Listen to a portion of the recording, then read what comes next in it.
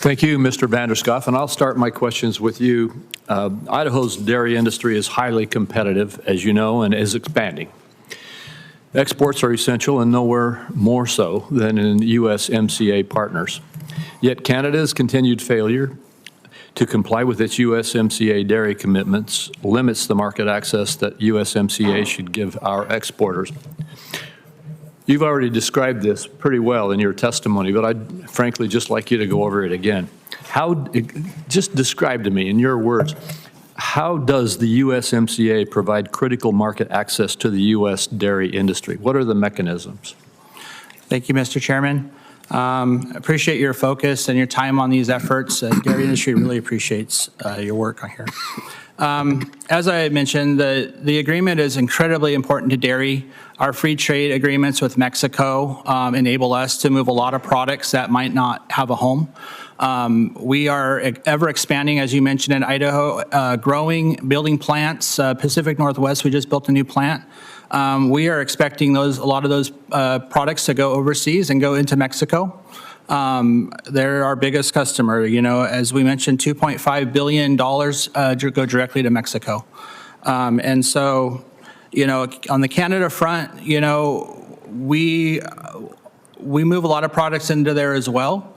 They are a little bit less, but our second largest trading partner, continentally, you know, they are our closest neighbors. It would make sense we'd want to do business with them.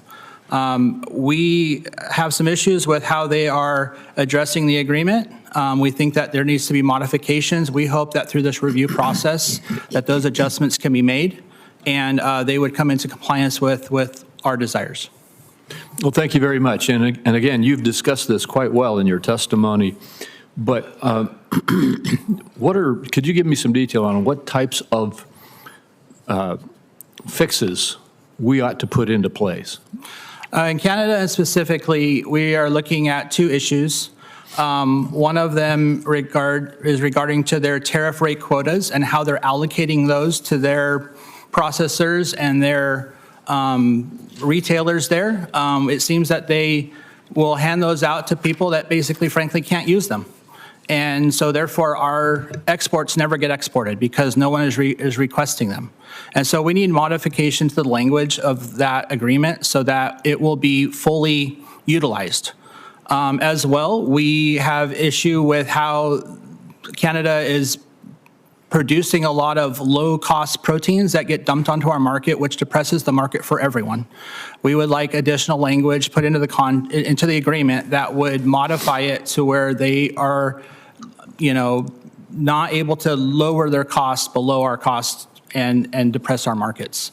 Mexico, in particular, with their common name cheese, we would like to see language put in that would modify that so that we have the ability to keep sending our common names.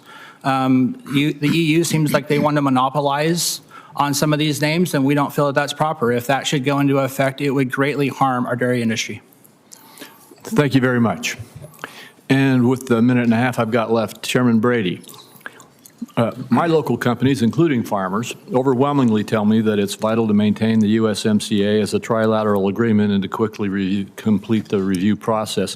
What sort of impact does this agreement and our trading relationship with our closest neighbors have at that state and local level, and why does USMCA matter to the North American competitiveness? Yeah, the secret sauce in USMCA, the reason it works so well for the U.S. is, one, it keeps zero tariff for most of what we buy and produce here in the U.S. It has exemptions from the other tariff levies, and it is integrated. And in the 1,500 comments you noticed to USTR about this agreement, certainty and keeping that integration across all three countries was cited over and over and over again as key to the success of the agreement. And that integration not only creates affordable sourcing across all countries, encourages that investment definitely into the United States, but our North American partners as well, makes us more competitive clearly